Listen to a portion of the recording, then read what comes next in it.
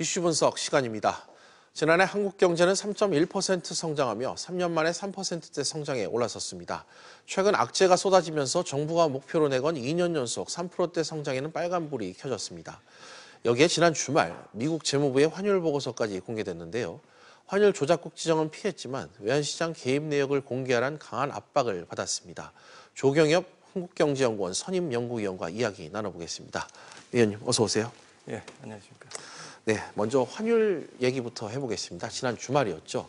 환율 조작국 지정은 면했지만 5번째 관찰 대상국으로 지정되면서 환율 주권 침해 또 논란까지 나오고 있습니다. 이번 보고서 어떤 기준으로 우리나라를 관찰 대상국으로 지정했는지 또 우리는 어떻게 대처하면 좋을지 좀 짚어주시죠. 예, 미국이 이제 환율 조작국 지정하는 건 3가지 기준을 가지고 있습니다. 첫째는 대미 무역 수지 흑자가 200억 달러를 이제 초과를 했느냐. 네. 그리고 두 번째는 GDP 대비 이제 경상수지 흑자가 3%를 초과하는지. 그다음에 순달러 매수가 GDP 대비 2%를 초과하는지 3가지를 갖고 이제 평가를 하는데 이 3가지 모두 기준치를 초과를 하면 환율 조작국으로 지정이 되고요. 3개 중에서 이제 한두 개가 초과를 하게 되면 관찰 대상국으로 이제 지정이 됩니다. 그런데 네. 우리나라는 대미 무역 흑자가 한 230억 달러, 그리고 경상수지 흑자가 5.1%가 돼서 두 가지는 이제 기준치를 지금 초과를 했습니다. 그러나 이제 마지막으로 순달러 매수율이 0.6%로 세 번째는 이제 기준치 이하하고 있어서 관찰 대상국으로 이제 지정이 됐습니다. 네. 근데 환율 조작국으로 지정되는 사태는 이제 면했지만 미국은 이제 한국에 대해서 외환시장 개입 내역을 공개하는 이제 강하게 압박을 하고 있어서 이제 분쟁이 되고 있는 상황입니다. 예.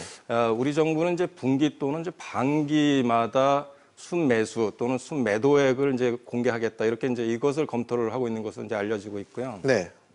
반면에 이제 미국은 공개 주기를 더 빨리 하고 그다음에 더 자세한 내용을 이제 공개하라 해서 이제 우리 입장에서 보면 환율 주권 침해가 아니냐 뭐 이런 얘기들도 할 수가 있습니다. 그래서 외환시장 개입 내역을 공개하게 되면 어쨌든 이제 정부가 개입할 여지가 이제 대폭 줄어들고 있기 때문에 환율 하락 추세를 이제 좀 상당히 막기가 좀 어렵습니다. 그래서 네.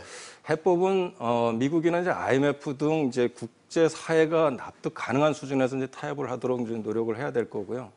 이제 언론적으로 보면 이제 환율은 수급에서 시장에서 결정되는 게 맞지만 환율 급등이나 급락이 심할 때는 모든 나라에서 개입을 하고 있다는 것을 좀 상기를 시켜주고요. 그리고 이제 어쨌든 외환시장 개입 내역을 선진국 수준으로 이제 갈 수밖에 없고 이참에 우리나라가 이제 외환시장 투명성을 강화하는 이제 계기가 됐으면 합니다. 결국에는 시기와 폭을 어떻게 협상하느냐가 관건이 될 것 같다는 얘기 해주셨고요. 어쨌든 우리나라 외환 정책의 운신의 폭이 말씀하신 것처럼 상당히 좀 좁아진 것은 사실입니다. 원달러 환율 하락 압력도 이제 앞으로 좀 더 커질 것 같은데 달러당 3자릿수대로 떨어질 것 같다 이런 관측도 나오고 있는데 어떻게 보십니까? 환율은 뭐 경제적인 요인뿐만 아니라 이제 지정학적 요인, 정치적 요인들 이런 것들이 이제 복합적으로 작용을 해서 결정이 되기 때문에 네. 향후 환율 변화를 이제 말씀드리기는 좀 어려운 측면이 있습니다. 그렇지만 최근 환율 하락 추세가 심상치 않은 것만은 이제 분명해 보입니다. 예.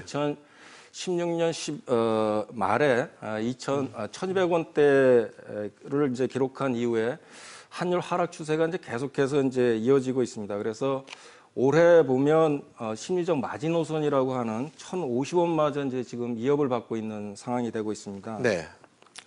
그 경제 외적 요인으로서 이제 남북 정상회담, 또 북미 정상회담, 그리고 이제 미국과의 환율 협상이 이제 어떻게 이제 진행이 되느냐 이게 이제 가장 중요한데요. 네.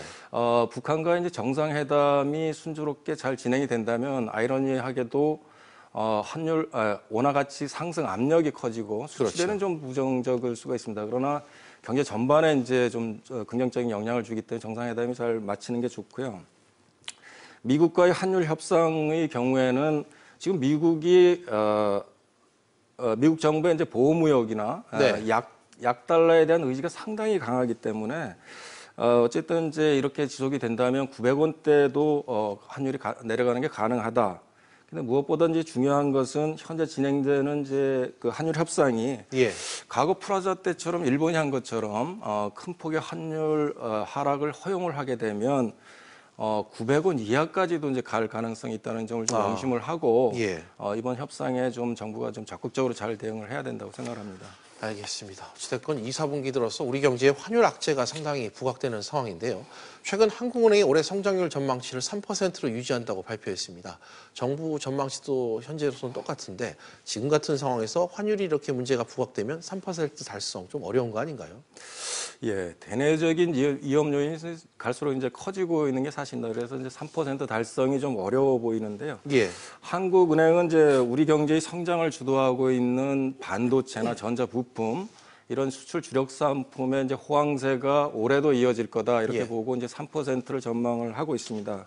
실제 이제 IMF가 올해 세계 경제 성장률을 작년에 3.7%에서 0.2%포인트 올린 3.9%로 지금 전망을 하고 있기 때문에 이런 것들은 우리 경제에 분명히 호재인 것만은 이제 분명해 보입니다. 그러나 한국과 중국에 대한 이제 미국의 보호무역 조치가 이제 강화되고 있기 때문에 우리가 이게 세계 경제의 그 호황을 계속 충분히 누릴 수 있는지는 이제 여지가 있고요.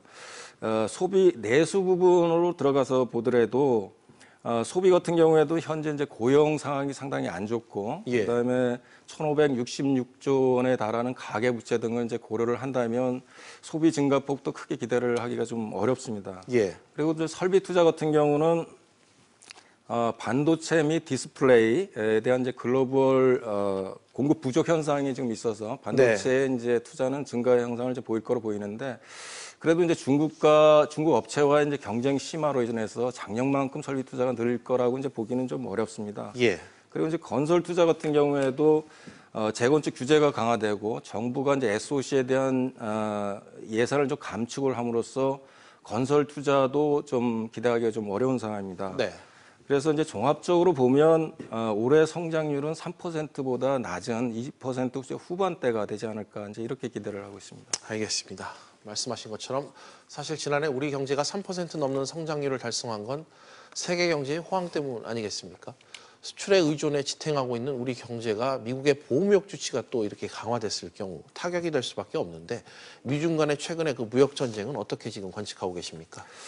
예, 언론 발표를 보면 이제 당초 우리가 우려했던 이제 최악의 상황은 이제 면한 것으로 이제 보이는데 어쨌든 우리한테는 이제 그 무역무역 정책들이 상당한 이제 부담으로 작용할 거로 봅니다. 근데 현재 이제 한미 FTA 재협상 같은 경우에도 발표만 봐서는 지금 크게 이제 걱정할 철강 부분을 빼고는 크게 이제 걱정할 부분이 없는 것 같은데 단지 문제는 한미 정부 양국 간의 이제 발표가 좀 차이가 좀 있어서 앞으로도 이제 한율 협상이 어떻게 진행되는지 여전히 이제 불씨가 남아 있는 상태고요. 미중 무역 갈등과 관련해서는 이제 최근 중국 정부가 그 전에 이제 보복 관세로 이제 맞대응을 하다가 이제 최근에 이제 중국 정부가 미국의 자동차 수입에 대한 관세를 인하하고 합작 투자 시 이제 지분율 제한도 좀 완화한다 그래서 극한으로 가는 건 이제 극적으로 이제 극한으로 달리는 건 이제 막을 수 있는 것 같은데 단지 중국 정부가 반도체 수입을 한국이나 일본 기업에서 이제 미국 기업으로 이제 전환한다고 발표를 함으로써 우리에게는 직접적인 타격이 될 거로 보입니다.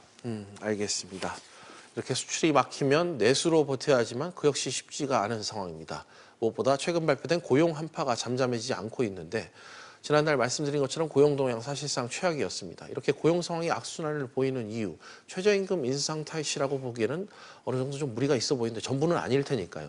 어떻게 지금 고용시장 보고 계신가요? 예, 지금 취업자 수가 전년 동월 대비 한 10만 명 정도 증가한 거로 나타나고 실업률은 이제 4.6%로 17년 만에 최악 수준으로 이제 치솟고 있습니다. 그래서 이제 고용 대란이니 고용 절벽이니 이런 이제 얘기들이 나오고 있는 상황입니다. 최근 이제 고용 악화는 이제 다양한 요인들이 이제 복합적으로 작용을 해서 이제 나타나는 게 사실입니다. 뭐 사드 보복 여파라든가 구조조정 등이 이제 진행됨으로써 영향도 있지만 그래도 이제 무엇보다도 최저임금의 영향이 가장 크지 않았나 이렇게 생각됩니다. 이제 통계를 보더라도 자영업자 등 이제 비임금 근로자나 일용직이나 임시직 근로자의 경우에 3월에 이제 19만 6천 개가 감소를 했습니다. 그리고 업종별로 보더라도 도소매, 뭐 숙박업, 시설 관리 등 이제 최저임금의 영향을 강하게 받는 업종들의 일자리가 한 20만 개 정도가 줄었습니다. 그래서 예. 이와 같이 이제 최저임금이 강하게 영향을 주는 상황에서 중국 관광객 감소라든가 구조조정 여파들이 이제 겹치면서 이렇게 고용 악화가 이제 이어지고 있는 것 같고요. 네. 가장 큰 문제는 뭐냐면 공공 분야하고 사회복지 서비스, 이 정부가 주도하는 일자리는 한 15만 개 정도가 증가를 한 반면에 제조업 등 그 민간이 주도하는 일자리 같은 경우에는 15,000개뿐이 증가를 안 했습니다. 그래서 네. 지금 일자리 질적인 면에서도 상당히 위험한 수준에 있다. 그래서 이제 근본적인 대책이 필요한 상황이라고 봅니다. 알겠습니다. 계속해서 이렇게 말씀을 나눠봤는데 우리 경제의 긍정적인 부분보다는 부정적인 부분이 점점 더 부각되는 것 같습니다. 하반기 들어서 우리 경제가 좀 이제 반등하기 위해서 뭐 짚어야 될 뭐 주요 변수들이 있다면 좀 말씀해 주시죠. 우선은 이제 미국 보호무역과 관련해서는 최대한 이제 협상력을 발휘하도록 노력을 하고 네. 그다음에 수출 경쟁력 향상에 이제 노력을 해서 잘 대응을 해야 될 것 같고요. 네. 그 환율 협상을 좀 순조롭게 이제 마무리 짓는 게 참 중요하다고 생각을 합니다. 예. 자칫 그 프라자 합의 때 일본이 한 것처럼 큰 폭의 이제 환율 하락을 허용을 한다면 수출 의존도가 높은 우리나라로서는 치명타가 될 수밖에 없고 예. 장기적인 이제 침체가 들어가는 신호탄이 될 수도 있다고 생각을 합니다. 그리고 이제 문재인 정부가 현재 한 1년 집권한 지 1년이 돼가고 있는데 그렇죠. 현재 추진하는 이제 정책들을 이참에 재점검해보고 잘못된 것이 있으면 수정 보완하는 작업이 좀 시급하다고 생각합니다.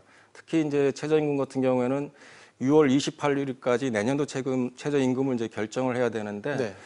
지금처럼 이렇게 빠르게 증가시킨다면 여러 가지 문제가 있기 때문에 이런 것들을 좀 정확히 분석을 하고 속도 조절을 하는 노력이 필요하다고 생각합니다. 그리고 마지막으로 무엇보다도 이제 민간의 일자리 창출 여력을 높이는 데 좀 집중을 해야 될 것 네. 같습니다. 그래서 규제 개혁이나 아니면 강력한 구조조정을 통해서 민간의 이제 활력을 높이는데 우리가 모두가 노력을 해야 된다고 생각을 합니다.